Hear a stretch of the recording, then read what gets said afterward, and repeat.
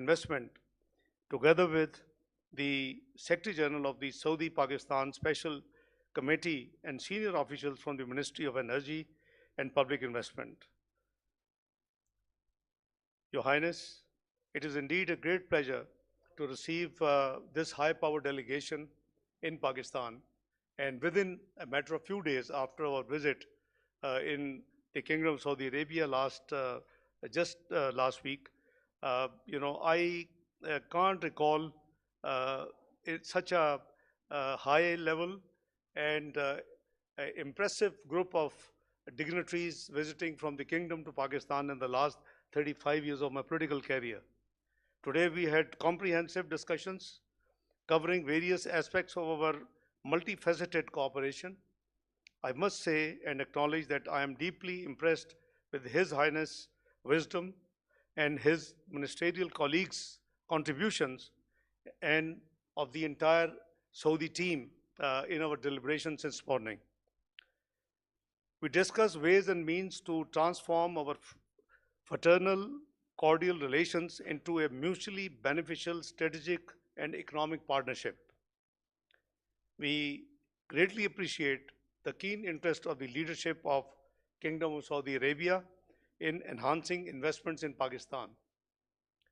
This visit provided the Saudi delegation with the first-hand experience of the Special Investment Facilitation Council, which serves as a one-window platform for the fast-track decision-making and promoting and facilitating foreign direct investments in Pakistan. Using the SIFC platform, Pakistan is committed to strengthening investment processes, updating regulations, and enhancing infrastructure. This commitment aims to foster a flourishing economic environment and establishing Pakistan as a hub for investment and innovation, ready for significant investment inflows in Pakistan from Kingdom and other friendly countries.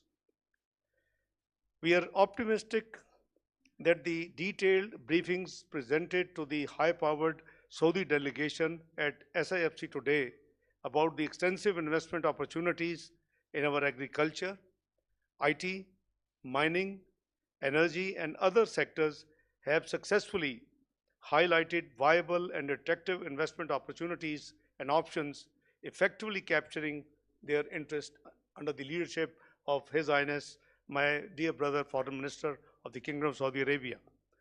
Pakistan is committed to providing Saudi investors full support, relevant safeguards, and conducive environment for investment.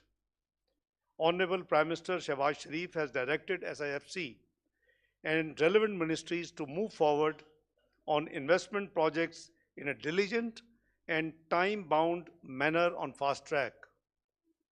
We look forward to continued government-to-government and business-to-business engagements as we take steady strides on the journey we have started today in the leadership of His Highness, the Foreign Minister of the Kingdom of Saudi Arabia and his delegation. Let me reiterate my heartfelt gratitude to His Highness and my dear brother, Foreign Minister, and his team for a very short, but I believe a very productive visit to Pakistan. I thank you all. Bismillah ar-Rahman ar-Rahim. Assalamu alaikum. Your Excellency, my dear brother, thank you very much for your comments and introduction. Thank you for hosting us here today in the Foreign Ministry. And I would like to express my profound appreciation and that of my accompanying delegation to the government of the Islamic Republic of Pakistan for the hospitality and warm reception we have received during this visit. This visit comes as a result of the meeting between His Excellency the Prime Minister and His Royal Highness the Crown Prince, after which the Crown Prince instructed that this delegation be formed and come in very quick succession after that meeting to follow up on the discussions, the very fruitful discussions between the two leaders. And we have had a productive series of meetings already with our counterparts, with our colleagues. We have also had the honor of meeting His Excellency the President and the Prime Minister. And during all of these meetings, we stressed the importance and the strategic depth of this relationship. We stressed the commitment of the Kingdom of Saudi Arabia to further exploring avenues to deepen and strengthen that relationship. And we heard a similar commitment from our colleagues on the Pakistani side. We were extremely impressed by the very, very proactive attitude that we saw in our meetings, especially with the Investment Council. We saw a very, very strong business-focused approach on addressing the challenges, addressing the opportunities, highlighting the work that we can do together. And I feel very, very confident that the results of this visit and the results of the work being done between the two respective teams with this attitude, with this approach of focus on results, focus on overcoming hurdles, will deliver significant benefits for both of our countries, will significantly accelerate the process of achieving those investments that we are looking at together. And I can say that there is significant opportunity to increase the level of investment that is already on the table, and we saw today significant other opportunities that we can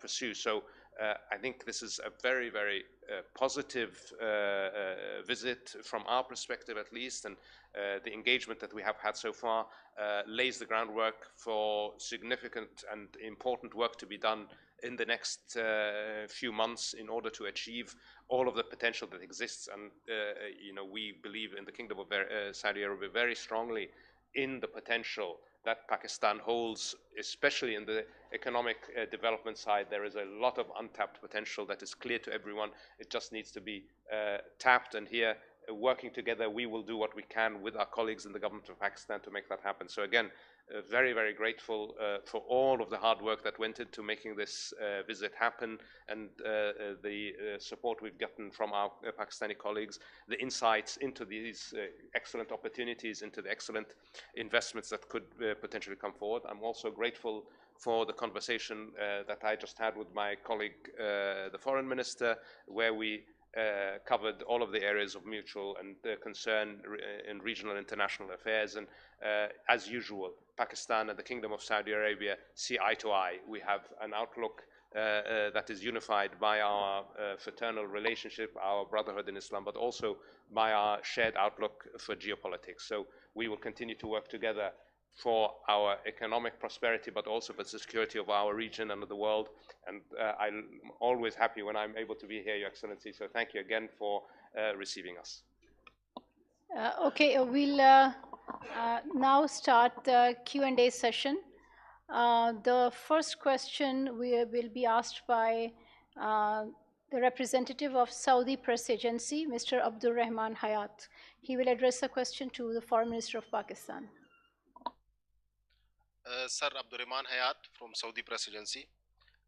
My question, leadership of Pakistan and Saudi Arabia have agreed to upgrade the long-lasting Pak-Saudi relationship to a lasting strategic and economic partnership. What step is Pakistan taking to invite investment from Saudi Arabia, and how does Special Investment Facilitation Council support this process? Thank you. Highness, you have a... thank you. Let me, my friend, explain to you that last 16 months of the government, which ended August 9th, 2023, we had created two things, if you recall, both through Act of Parliament. One was the creation of a small investment facilitation council.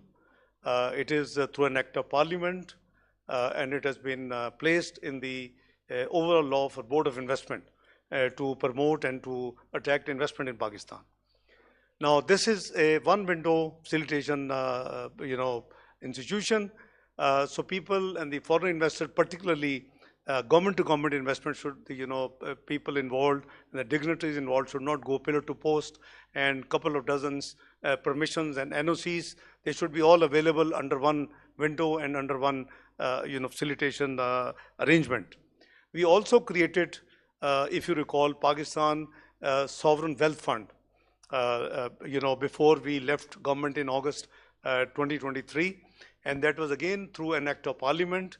On the law itself, you can see that this sovereign wealth fund has an initial investment portfolio of $9 billion equivalent. It may have been by the boost of the stock change now, it might have added more value, but at the time of launch, it was 2.3 trillion rupees, worth of assets with this. Now we are looking towards expanding through SIFC and using this vehicle. For example, we are very rich history in agriculture. We have a great scope in IT. We have mines and minerals worth of over $10 trillion against Pakistan total debt of 130 billion peanuts of dollars, total national debt and liabilities. So we have to streamline those assets and use this vehicle. So we have different opportunity. Depends on the appetite of the investor. For example, our dear delegation and led by my dear brother, Foreign Minister of Kingdom of Saudi Arabia, we have given a lot of big menu which covers the energy, IT, agriculture, mines and minerals, your hydro dams, your solar, you name it, it's there. So obviously it is there. They would reflect it, they would go through it, they will go back home, they will discuss with the relevant departments, and obviously inshallah we will have. So we have to actually use the SIFC, because your question was SIFC and Saudi Arabia. We have fraternal ties, we have a rich background, we have been seen together on all international forums on the common approach to multilateral at the multilateral forums. So this has already a very rich relationship between the two brotherly countries. Now we are trying to, and with the help of my dear brother, His Highness the Foreign Minister of Kingdom of Saudi Arabia, what we are aiming at, in accordance with the vision of Prime Minister Shahbaz Sharif, to convert this, upscale this relationship and convert it into a viable strategic and economic partnership, so that we both can benefit. So we have about 2.8 million diaspora in Saudi Arabia. They are hosting. I just thanked my brother for being a great host, and they are 28% of our Pakistani expats abroad. So we have a huge agenda to work with, and Pakistan is a great potential.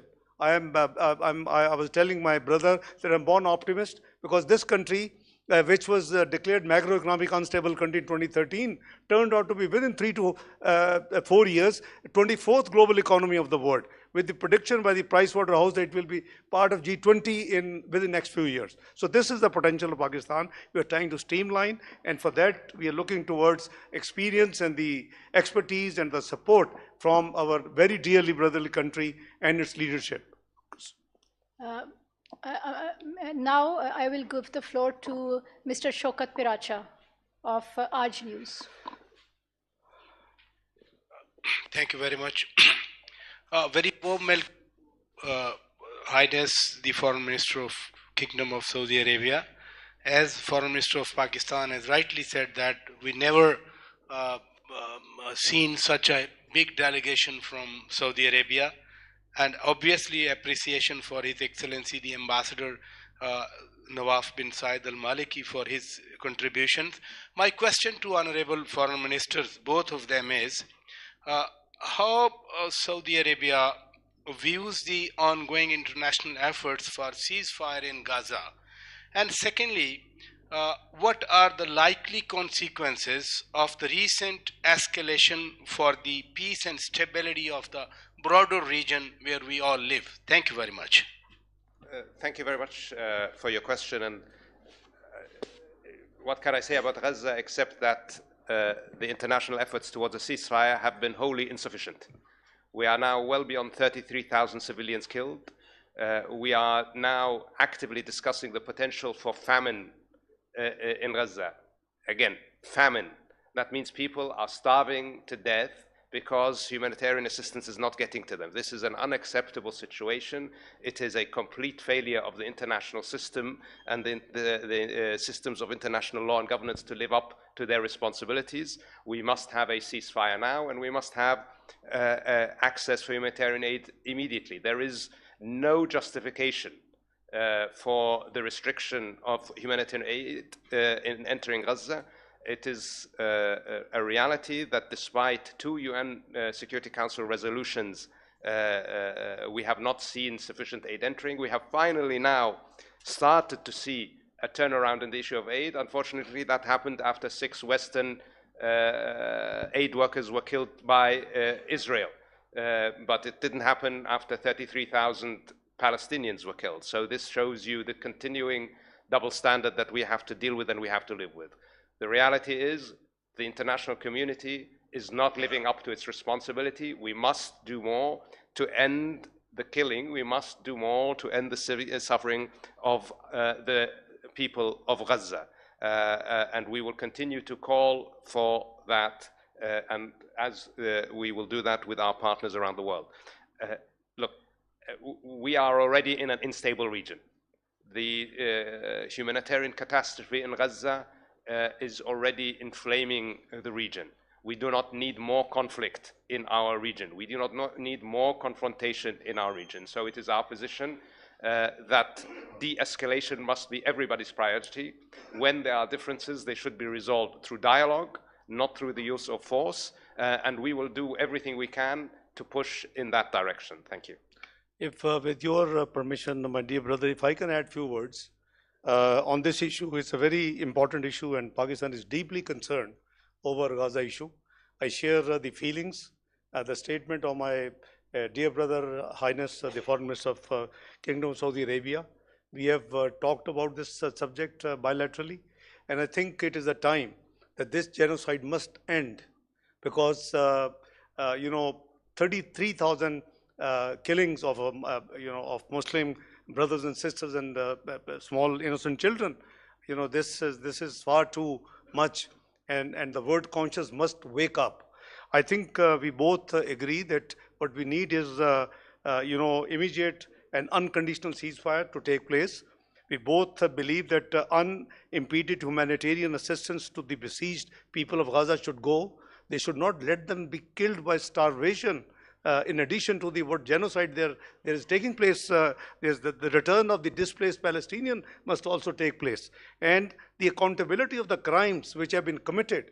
I mean, we have been seeing the centuries old and the decades old crimes are being, investigated, and accountability is undertaken in the recent last few decades. Why not for this genocide crime? So I fully endorse my brother's feeling. Pakistan is deeply concerned. We believe the perpetual solution to this issue will be when Palestinian state is established according to the 1964 resolution with Al-Quds Sharif with its capital. I think that is what is required. It is good for Israel perhaps also, but I think it is need of the hour, and the world community must wake up. You just heard my brother saying that only 6 killings of the Western people woke them up. And we saw some action being taken place, but for months there was no movement. So I share my brother's feeling, and on behalf of Pakistan, on a personal behalf, that this is something I think the world must, act fast and as fast as it can. Thank you. Thank you. I would now ask Mr. Muhammad Ejaz from GNN to pose a question to the Foreign Minister of Pakistan. I would like to ask a question from both the dignitaries here. As you mentioned in your speech earlier about the Pakistani diaspora, I would like to ask the Pakistani diaspora is living in the Saudi Arabia for very long, and they are playing a very positive role in the Saudi society and the development.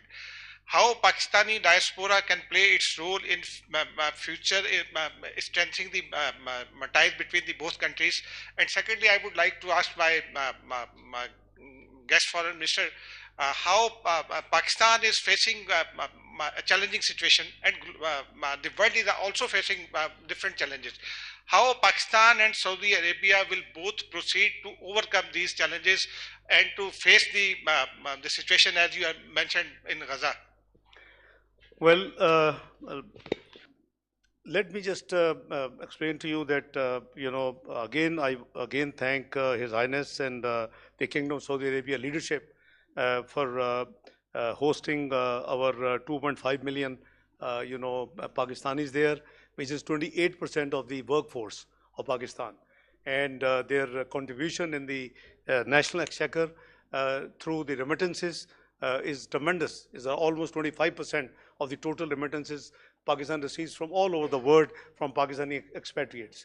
Number two, I have requested my dear Highness brother that if the kingdom could consider that we have a new policy which has been decided by Prime Minister Shehbaz Sharif, that we would now train our labor force and our human resource export based on skill training, and particularly in different fields. So, the kingdom is coming up with a huge 2030 vision. The vision of the leadership of Kingdom of Saudi Arabia, His Royal Highness the Crown Prince, Mohammed bin Salman. So they are creating a new world in the name of a new city. So I have requested that Kingdom may kindly consider, we will meet the standards, we will meet the skill requirements, we will meet more human export, human resource export from Pakistan. So, we have discussed this subject in detail. Would you like to add, Your Highness? Excellency, yes. First on our brothers from Pakistan who live and work in the kingdom. As I told you, Excellency, we are incredibly grateful for the contribution that they make and have made historically to the development of the Kingdom of Saudi Arabia. Our brothers from Pakistan have stood side by side with us for decades now in building our country, and we are very grateful for that, and they are a very important positive contribution to our economy, and they continue to be so, and I'm sure they will continue to be such in the future. And with the initiatives of the government, we hope we can add additional value for both of our countries in that regard. Obviously, as regards facing challenges together, we will have to cooperate, and we will rely on each other's support as we have historically, and we have always overcome the challenges in the past, and we have helped others together and help overcome. Both Pakistan and the Kingdom of Saudi Arabia very much believe in dialogue and cooperation to address the challenges that the world faces. And we will work together to bring others into that mindset and to work into that direction. Thank you. Last question. Because of the time constraints, we have room for only one question, and that would be Ms. Mona Khan from Independent Urdu. Thanks for the opportunity. My question is for the Excellency, Foreign Minister of Saudi Arabia. Your delegation has received a detailed briefing from the SAFC on the investment opportunities in Pakistan. So what are the key sectors your investors are looking for? Thank you. Thank you very much. I prefer not to go into any specific sectors, although I will say it was a very broad presentation in several strategic areas. What I will say is that we were very impressed. We were not just impressed by the breadth of opportunities that exist, we were impressed by actually the format. This gave us some very, very significant confidence that we will be able to move forward on those projects that we decide to identify as worthy of investment. Because this new format, a real interagency, intergovernmental approach focused on getting things done, this is something that we were very, very enthusiastic about. So I think for us what was most important was the new approach that we saw.